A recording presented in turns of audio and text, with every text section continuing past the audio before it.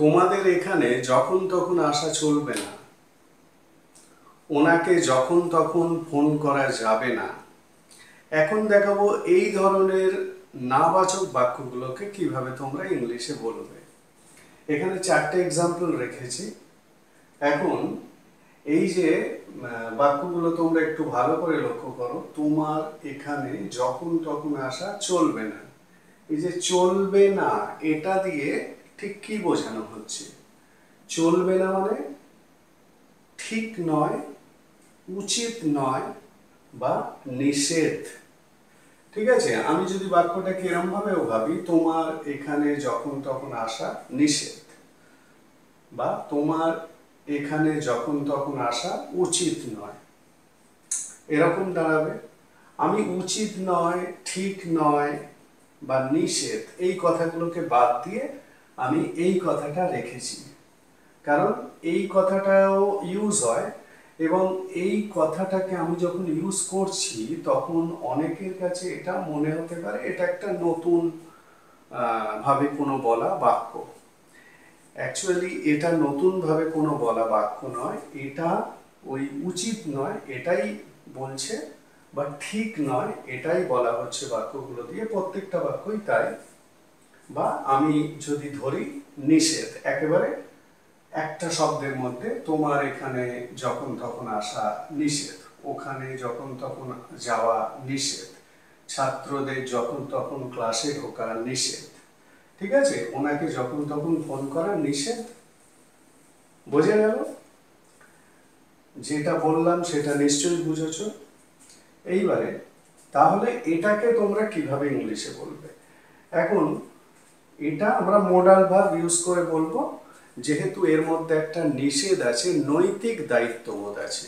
ঠিক আছে, নৈতিক দায়িত্ববোধ যেখানে থাকে সেখানে আমাদেরকে মাস্ট ইউজ করতে হয়।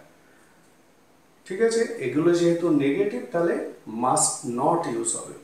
অনেকে মাস্ট নট মানে নিশ্চয়ই নয় বা অবশ্যই নয় এরকম ভেবে থাকে, কিন্তু মাস্ট নটের যে আসল যে মিনিং সেটা হলো নিষেধ, চলবে না বা যাবে না বা ঠিক নয় বা উচিত নয়। অর্থাৎ মাস্ট নট, শুড নটেরই একটা রূপ। মানে মাস্ট নট আর শুড নট একই জিনিস। বোঝা গেল? একটু সামান্য ডিফারেন্স আছে যখন এরা নেগেটিভে ইউজ হচ্ছে।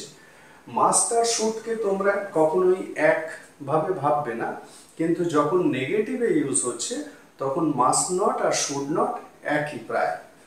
বোঝা গেল?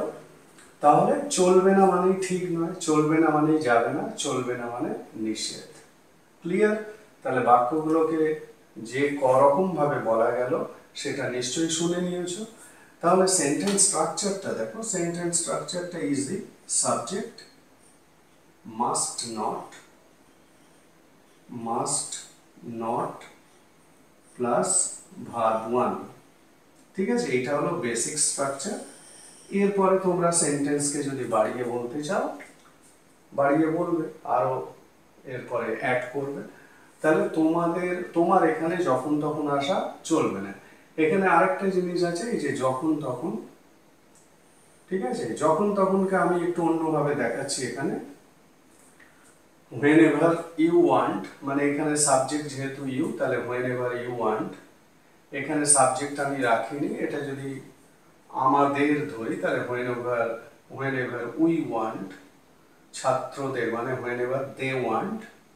আর ওনাকে যখন তখন ফোন করা যাবে না মানে আমরা যখন তখন, আমাদের যখন তখন ফোন করা বারণ আছে বা নিষেধ।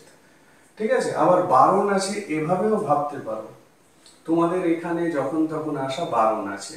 ঠিক আছে, সবই কিন্তু মাস্ট নট।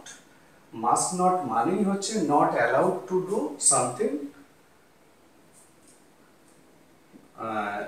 এটাই বোঝানো হয়, not permitted to do something. যাই হোক, তোমাদের এখানে যখন তখন আসা চলবে না, তার মানে you must not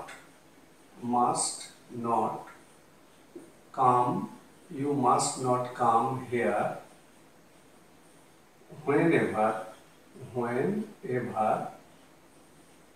you want. ঠিক আছে? তার মানে বাক্যগুলো বাংলা বাক্য অনেক রকম ভাবে ভাবতে পারো। যখন তখন আসা চলবে না, মানে চাইলেই এখানে আসা যাবে না। বোঝা গেল? তোমরা যদি বাক্যটাকে এরম ভাবেও ভাবো, তোমার এখানে, মানে চাইলেই এখানে আসা যাবে না, একই জিনিস। You must not come here whenever you want. পরেরটা, ওখানে যখন তখন যাওয়া যাবে না, মানে আমাদের, আমি সাবজেক্ট উই ধরছি, we must not go there whenever we want। যখনই আমরা চাইবো তখনই চলে যাব, এরকম হয় না। ঠিক আছে? ওখানে যখন তখন যাওয়া যাবে না, বা ওখানে যখন তখন যাওয়া ঠিক নয়, ওখানে যখন তখন যাওয়া বারণ আছে বা নিষেধ। We must not go there whenever we want। পরেরটা, ছাত্রদের যখন তখন ক্লাসে ঢোকা চলবে না। তাহলে students must not enter class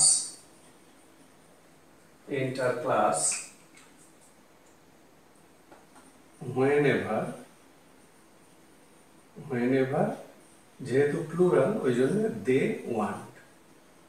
ঠিক আছে? whenever they want। স্টুডেন্ট ছাত্রদের, সেটা পরে দে হয়ে যাচ্ছে যেহেতু প্লুরাল। ওনাকে যখন ফোন করা যাবে না, এখানে ওনাকে ফোন করা যাবে না, এটা প্যাসিভ একটা স্ট্রাকচার, কারণ এখানে কে অ্যাকশনটা করছে সেটা উল্লেখ করা নেই। তাহলে এটাকে আমরা প্যাসিভেই ধরবো। তাহলে হি মাস্ট নট বি, যেহেতু passive, called whenever we want। যখনই আমরা চাইবো তখনই ওনাকে ফোন করবো, সেটা হবে না, বা আমরা চাইলেই ওনাকে ফোন করা যাবে না। বোঝা গেল? তাহলে মাস্ট নটকে কিভাবে ইউজ করতে হয় প্রপারলি, কারেক্টলি, সেটা আমি এই ভিডিওতে কিন্তু দেখালাম। এবং মাস্ট নট প্র্যাকটিক্যালি যে এক্সাম্পলগুলো তৈরি হয়, সেটা এখানে আমি 4টে এক্সাম্পল দেখিয়েছি। এই ধরনের এক্সাম্পল নিজেরা তৈরি করবে, এবং এই বাক্যগুলোকে কত রকম ভাবে বলা যায় সেটাও বলে দিয়েছি। তাহলে এখন থেকে এই ধরনের বাক্যগুলোকে এইভাবে ইংলিশে বলবে।